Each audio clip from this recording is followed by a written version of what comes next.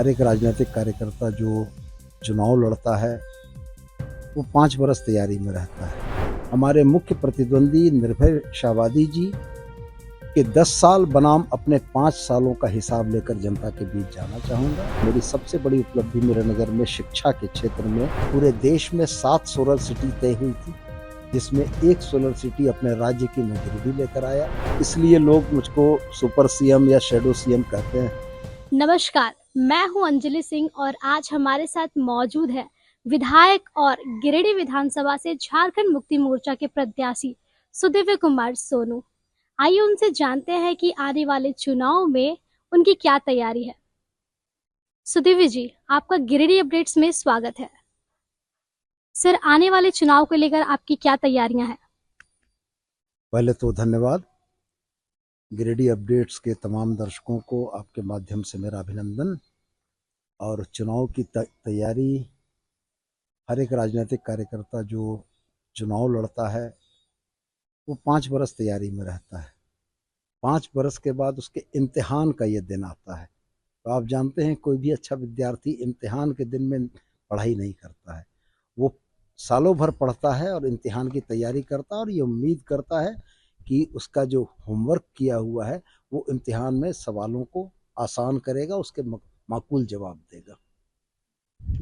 Sir, आने वाले चुनाव में अब जनता के बीच किन मुद्दों को लेकर आने वाले हैं? देखिए, मेरा मानना ये है कि जिस फॉर्मेट में मैं चुनाव लड़ता हूँ विधानसभा का, इसमें मेरे जो प्रमुख प्रतिद्वंदी हैं उनको गिरिडीह की जनता ने 10 वर्षों के लिए अपना नुमाइंदा चुना, 10 वर्षों के लिए उनको आशीर्वाद दिया। मैं बहुत शुक्रगुजार हूँ, बहुत आभारी हूँ इस बात का कि 2019 में गिरिडीह की जनता ने मुझको अपना आशीर्वाद दिया और मुझको अपने विधायक के तौर पर चुना। तो मैं निश्चित रूप से इस चुनाव में हमारे मुख्य प्रतिद्वंदी निर्भय शाहवादी जी के 10 साल बनाम अपने 5 सालों का हिसाब लेकर जनता के बीच जाना चाहूँगा और जनता के समक्ष इन बातों को रखकर जनता से यह अपेक्षा और उम्मीद करूँगा कि वो मेरे और उनके कार्यकाल का निष्पक्ष मूल्यांकन करें और इस निष्पक्ष मूल्यांकन में जो जनादेश होगा वो शिरोधार्य होगा।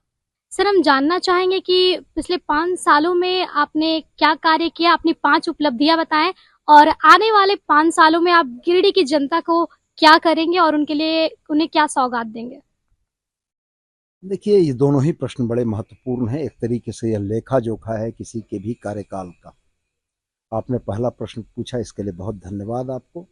गिरिडीह की जनता ने एक कोरे कागज के तौर पर 2019 में मुझको यह आशीर्वाद दिया था कि मैं विधायक बनकर उनकी सेवा कर सकूं। मैं अपनी 5 उपलब्धियों की बात यदि करूं तो मेरी सबसे बड़ी उपलब्धि मेरे नज़र में शिक्षा के क्षेत्र में किए गए मेरे प्रयास हैं। मैंने सर जेसी बोस यूनिवर्सिटी की सौगात गिरिडीह को देने का प्रयास किया, एक गवर्नमेंट इंजीनियरिंग कॉलेज देने का प्रयास किया। मैंने आर के महिला कॉलेज में 8.5 करोड़ से भवन के सुदृढ़ीकरण का कार्य किया। आर के महिला कॉलेज को 20 एकड़ भूमि देकर उसके विस्तारित कैंपस की आधारशिला रखी। ये शिक्षा के क्षेत्र की बात मैं कहता हूँ।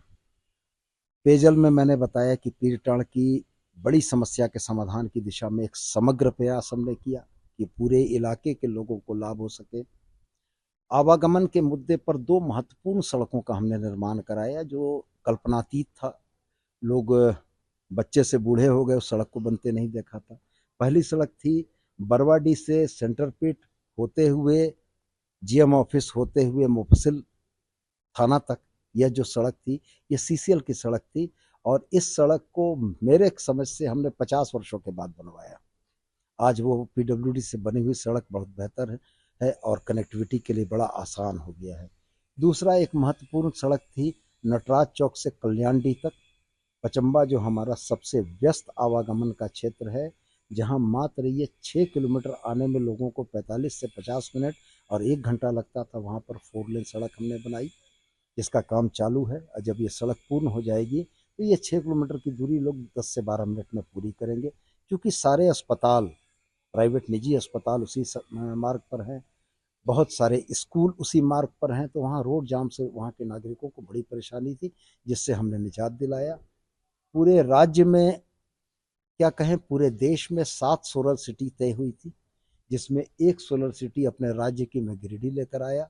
12,000 से ज़्यादा सोलर स्ट्रीट लाइट का अधिष्ठापन शहर में हो चुका है। 6 मेगावाट से ज़्यादा सोलर रूफटॉप हम लोगों ने लगवा लिया है और काम प्रगति पर है। तो मेरा यह कहना है कि शहर को आधुनिक स्वरूप देने के लिए मैंने ये प्रयास किए, और एक महत्वपूर्ण उपलब्धि जो हाल में 1 महीना पहले या 20 दिन पहले हासिल हुई, वो गिरिडीह बाईपास रोड थी। ये गिरिडीह डुमरी पथ में जोरापहरी से गिरिडीह टुंडी रोड के चतरो होते हुए गिरिडीह बेंगाबाद रोड के महुआर में मिलने वाली 26.74 किलोमीटर की यह सड़क, जिसकी अनुमानित लागत 582 करोड़ है, इस सड़क के बन जाने से गिरिडीह शहर का विस्तार होगा और ये गिरिडीह शहर जिला मुख्यालय के मानकों पर खरा उतरेगा और एक विस्तारित और एक खूबसूरत विस्तृत शहर गिरिडीह के लोगों को समर्पित होगा। ये मेरी उपलब्धियां रही और रह गए मेरे सपने, जिन कामों को मैं पूरा नहीं कर पाया। यदि जनता ने 2024 में पुनः आशीर्वाद दिया तो जनता के आशीर्वाद से मैं 2 काम और करना चाहूँगा। पहले, जो बदगुंदा कला में मेडिकल कॉलेज के लिए 30 एकड़ ज़मीन हमने चिन्हित करके सरकार को भेजा है, उस पर एक मेडिकल कॉलेज की स्थापना। और दूसरा, आर.के. महिला कॉलेज के लिए जोगीटाण में जो 20 एकड़ भूमि हम लोगों ने दी है, उस पर झारखंड राज्य की पहला वुमेन यूनिवर्सिटी, महिला महाविद्यालय की स्थापना मेरा सपना है। और मुझको लगता है कि जनता ने यदि आशीर्वाद दिया तो इन 2 कामों को और मैं गिरिडीह के लिए जरूर से करना। सर, आने वाले चुनाव को लेकर आपने बता दिया कि तैयारी कैसी है, लेकिन अब तक का जो कार्यकाल रहा है उसमें आपकी सबसे बड़ी उपलब्धि क्या रही है? देखिए, उपलब्धियों के पैमाने पॉइंट ऑफ व्यू या दृष्टिकोण के से तय होते हैं। मैंने अपने 5 वर्षों के इस कार्यकाल में जनता के लिए स्वास्थ्य से लेकर, शिक्षा से लेकर, सिंचाई से लेकर आवागमन के साधनों को सर्वोच्च प्राथमिकता में रखा। मैं बड़ी उपलब्धि का जिक्र अगर करना चाहूँ तो मुझको लगता है कि मैंने सर जेसी बोस के नाम पर गिरिडीह में एक यूनिवर्सिटी बनाने का जो सपना देखा था, जो हमारे माननीय मुख्यमंत्री के आशीर्वाद से धरातल पर उतरा, ये मेरी एक बड़ी उपलब्धि है। ये पीढ़ियों का भविष्य सुधारेगी। आने वाले दिनों में यहाँ के बच्चों को विनोबा भावे जो जाना पड़ता था, वो आवश्यकता नहीं पड़ेगी। यूनिवर्सिटी उनके घर में, उनके दरवाजे पर होगी। दूसरा, मैंने आपसे कहा कि मेरा एक प्रखंड पीरटाण है जो बड़ा सुदूरवर्ती और पिछड़ा इलाका रहा है, जो पिछड़ेपन का दंश झारखंड अलग राज्य बनने के बाद से ही झेलता रहा है। जब मैं विधायक बना तो लोगों ने रोजगार की समस्या की ओर बहुत सारी बातें हमको कही, और हमने भी यह देखा कि पलायन का स्तर जो है मेरी विधानसभा में अगर सर्वोच्च है तो वो पीरटाण से है। तो रोजगार के अवसर मुहैया कराने के उद्देश्य से हम लोगों ने एक बड़ी सिंचाई परियोजना की परिकल्पना की, जिसका नाम पीरटाण मेगा लिफ्ट सिंचाई परियोजना है, जिसमें पीरटाण के 165 गांवों तक पानी पहुंचाने का प्रयास है। इस योजना की अनुमानित लागत योजना शुरू होने के समय में 639 करोड़ की थी। अब डीपीआर बनने के बाद इस योजना की अनुमानित लागत 702 करोड़ की हो गई है। तो मैं यह स्पष्ट मानता हूं, हमारे नेता विश्वगुरु शिबू सोरेन यह बात कहा करते थे कि यदि खेत को पानी मिल जाएगा तो हाथ को काम मिल जाएगा। और मैंने इसी उद्देश्य से पीरटाण में इस मेगा लिफ्ट का परिकल्पना किया, इसको धरातल पर उतारा कि पीरटाण के गांवों में, खेतों में, खलिहानों में जब पानी की बहुतायत रहेगी तो पीरटाण के लोगों को रोजगार के लिए दिल्ली, बम्बई और मद्रास और चेन्नई जाने की ज़रूरत नहीं पड़ेगी। लोग अपने घरों में ही खेती करेंगे। और मैं आपको इस योजना की एक और खूबसूरती बताना चाहता हूँ कि इस योजना में 116 तालाब, नए तालाब समाहित हैं, और ये 116 तालाब एक एक हेक्टेयर के होंगे। 1 हेक्टेयर का मतलब लगभग 2.5 एकड़ होता है।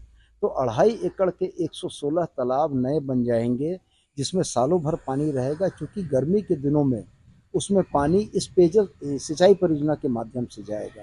तो 116 तालाबों से मछली के उत्पादन की प्रचुर संभावनाएं हैं, रोजगार के नए साधनों की प्रचुर संभावनाएं हैं। तो मेरा यह मानना है कि पीरटाण के पलायन को रोकने की दिशा में मैंने एक सकारात्मक पहल की है, जिसके सुखद परिणाम आपको आने वाले 2-3 सालों के अंदर दिखेंगे। सर, गिरिडीह की जनता आपको सुपर सीएम के नाम से भी बुलाती है, तो क्या आप दोबारा जीत कर आएंगे तो आप मंत्री के रूप में नजर आएंगे? आपके प्रश्न का उत्तर आप ही के जवाब प्रश्न में है। अपने नेता का आशीर्वाद मुझको वास्तव में रहा है, इसलिए लोग मुझको सुपर सीएम या शेडो सीएम कहते हैं। जबकि हकीकतन ऐसा नहीं है। हाँ, ये बात जरूर है कि गिरिडीह में घटने वाली घटनाओं पर मेरी प्रखर दृष्टि और एक समावेशी अप्रोच के चलते हमारा नेतृत्व यह मानता है कि गिरिडीह के मसलों पर अगर सुदीव्य कुमार ने कोई राय रखी है तो वो राय सबके हित की होगी। इस वजह से गिरिडीह के प्रशासनिक मसले हों, गिरिडीह से संबंधित योजनाएं हों, उन तमाम पर हमारे नेता की बड़ी लिबरल पॉइंट ऑफ व्यू रहता है। उनको लगता है कि नहीं, अगर ये यूनिवर्सिटी बनाना चाहता है तो बेहतर है, सड़क का निर्माण करना चाहता है तो जनहित से जुड़े हुए मसले होंगे। इस वजह से हमें थोड़ी निश्चित रूप से अपने सीएम साहब से आश्रय सहयोग मिलता है और इस वजह से लोग मजाक में मुझको कहते हैं कि ये शेडो सीएम है या सुपर सीएम है। लेकिन मैं ये मानता हूँ कि मंत्री के तौर पर मैं अपने क्षेत्र की जो सेवा कर सकता था उससे कम सेवा विधायक बनकर नहीं की है। इसलिए मंत्री बनना बहुत मामूली बात है। मंत्री बनना तो जब माननीय मुख्यमंत्री चाहेंगे तब बन जाएंगे, लेकिन रह गया सवाल सेवा करने का, तो सेवा करने के लिए मंत्री बनना बहुत आवश्यक नहीं है। धन्यवाद सुदेवी जी। तो आज के अंक में बस इतना ही। इसी तरह की चुनावी खबरों को लेकर हम आगे भी बने रहेंगे। धन्यवाद।